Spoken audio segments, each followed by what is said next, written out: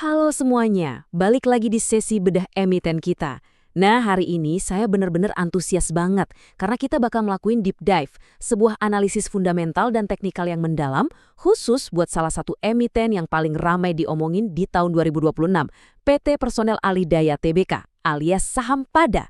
Sebagai mentor kalian, tugas saya hari ini adalah ngebongkar tumpukan data, laporan keuangan, sampai sentimen pasar buat nemuin satu hal yang paling penting, harga wajar.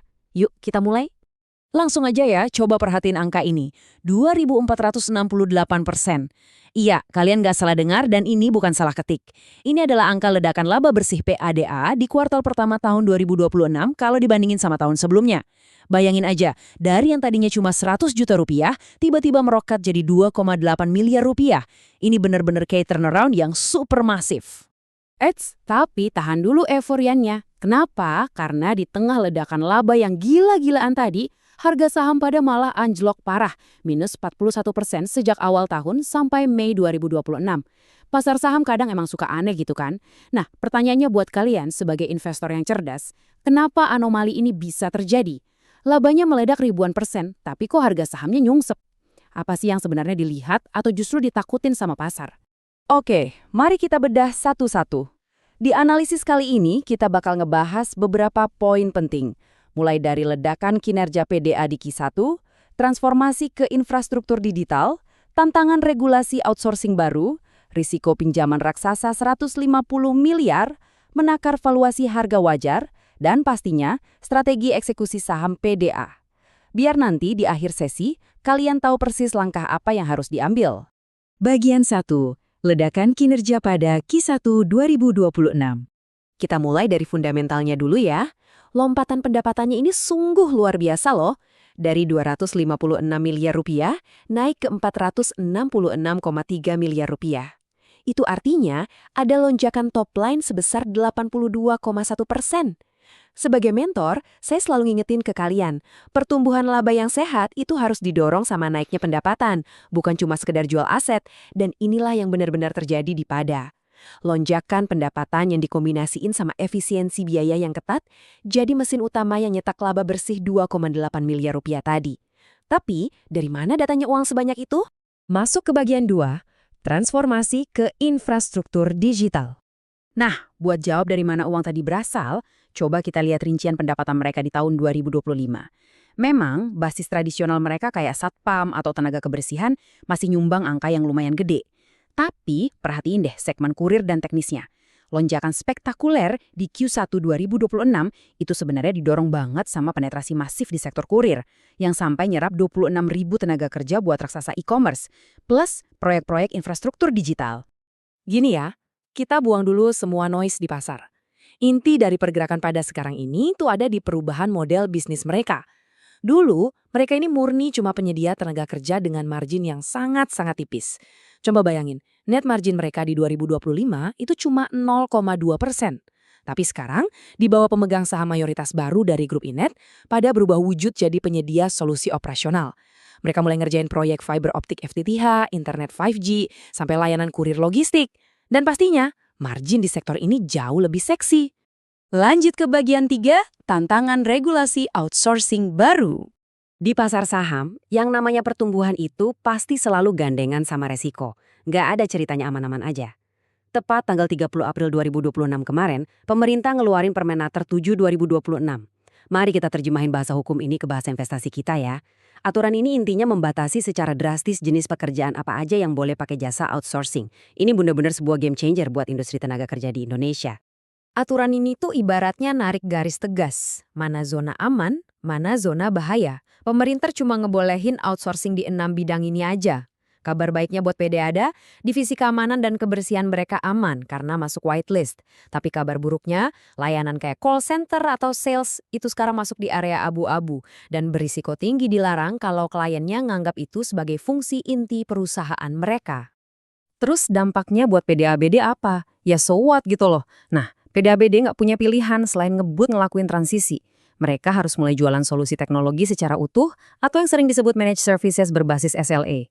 Jadi bukan lagi sekedar nyewain teknisi, tapi ngejual layanan internet yang udah siap pakai. Ini cara yang paling cerdas, baik secara legal maupun operasional, buat bisa bertahan di tengah ketatnya aturan menteri yang baru ini. Bagian 4. Risiko pinjaman raksasa 150 miliar. Pastinya ngubah haluan bisnis tuh butuh modal yang nggak main-main. Coba kita bedah detail pinjaman baru mereka yang cair di akhir April 2026 ini. PD dapat fasilitas pinjaman sebesar 150 miliar rupiah dari Bank Hibeng dengan bunga tetap di 8,5%. Kenapa mereka butuh duit sebanyak ini di muka? Ya, untuk ngemodalin pertumbuhan pendapatan Q1 yang super agresif tadi. Apalagi buat ngegaji 26.000 kurir dan nutupin modal proyek teknologi sebelum tagihan dari klien pada cair. Jadi, poin krusialnya ada di sini, leverage atau daya ungkit utangnya. Bayangin, nilai pinjaman ini sendiri udah nyampe 125,2% dari total ekuitas perusahaan. Kalau semua dananya ditarik, rasio utang terhadap ekuitas atau DER mereka bakal meledak ke angka 3,1 kali. Sebagai mentor, saya wajib ngingetin kalian, pertumbuhan yang didorong utang sebesar ini, ruang untuk bikin kesalahannya tuh kecil banget. Kalau sampai margin proyeknya meleset sedikit aja, beban bunga bakal langsung menggerus habis laba bersih mereka. Sekarang kita masuk ke bagian 5, inti dari materi kita, menakar valuasi harga wajar. Mari kita gabungin semua ceritanya ke dalam angka. Coba lihat pergerakan saham yang ini. Saham small cap ini emang nawarin volatilitas yang luar biasa. Dari yang tadinya saham gocap, nyungsep di harga Rp9 pada Juli 2024, tiba-tiba meledak ke Rp446 di awal 2026, dan sekarang lagi terkoreksi dalam ke level 180-an. Secara teknikal, koreksi 41% ini bikin posisi PADA masuk ke area jenuh jual alias oversold. Harga saat ini tuh sebetulnya lagi mendiskon kepanikan yang ada di pasar.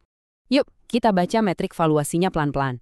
Valuasi pada saat ini masih tergolong premium loh. Forward PE ada di 50,9 kali, terus PBV-nya 4,6 kali. Artinya apa? Pasar itu masih ngehargain pada dengan sangat mahal, karena mereka ngeekspektasiin pada bakal terus bisa mertahanin pertumbuhan pendapatan 82%-nya ke depan. Dan ingat juga ya, angka beta 2,13 ini. Artinya, pergerakan saham ini tuh 2 kali lipat lebih liar dibandingin IHSG. Jadi ya, resiko ganda, tapi potensi kali reward-nya juga ganda. Terakhir, bagian 6, strategi eksekusi saham PDA. Oke, fundamental udah kita bedah, sentimen pasar juga udah. Nah, karena gaya dan profil resiko kita beda-beda, eksekusinya juga harus disesuaikan. Buat kalian para trader agresif, momentum oversold ini bisa jadi peluang emas. Kalian bisa mulai cicil buy on dip di area perlindungan Rp165–175 dengan target rebound di 210–230. Tapi ingat, wajib pakai stop loss ketat. Sementara itu, buat kalian para investor fundamental jangka menengah, saran saya bersabar dulu. Tunggu rilis laporan keuangan kuartal 2 nanti.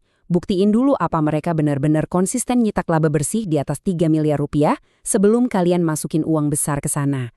Pada akhirnya, ini adalah pertanyaan krusial yang wajib kalian jawab sendiri sebelum berani nekan tombol beli. Saham PDA ini benar-benar definisi klasik dari high risk, high reward di bursa kita tahun ini. Transisi mereka ke infrastruktur digital emang kelihatan brilian banget. Tapi ingat, beban utang dan regulasinya itu nggak main-main. Terus pantau gimana eksekusi dari manajemennya, dan mari kita lihat sama-sama mampukah mereka terbang lagi ke harga tertingginya. Tetap rasional ya, jaga money management kalian, dan sampai jumpa di sesi bedah emiten kita selanjutnya.